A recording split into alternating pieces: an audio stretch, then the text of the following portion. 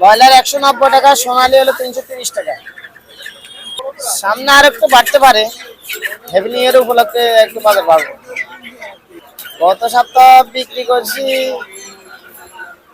আপনার 180 টাকা ছিল, এখন 90-200 টাকা। ও নাই 210 টাকা।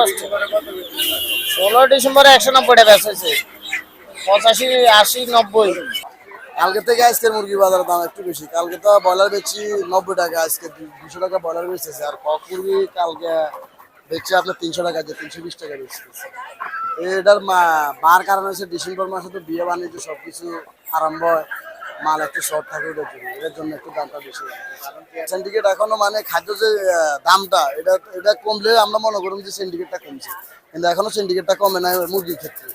আপনার মানে কয় টাকা আপনার কিনে কয় টাকা বেচা, মানে এটা হিসাব করে খাদ্য হিসাব করে। এক সপ্তাহ আগে উনিছি মোটামুটি 180 টাকা করে এই দোকান থেকে, কিন্তু এখন দাম বেশি মনে হইতেছে, 20 টাকা বেশি হইতেছে কেজি প্রতি। আমি নিয়েও হোস্টেলের জন্য তো 8টা 9টা 10টা করে মুরগি, মোটামুটি 15-20 কেজি করে এইরকম মুরগি নেই। 170 টাকা হইলে পরে তাতে মোটামুটি নিয়ে খাইতে পারবে আর কি সাধারণ মানুষ। ব্রয়লার 190 টাকা, সোনালিটা 330 টাকা 20 টাকা, লেয়ার 280 টাকা। গত সপ্তাহে ছিল 280-85, সপ্তাহ পরে আবার 3-4 দিন আগে ছিল 200-210।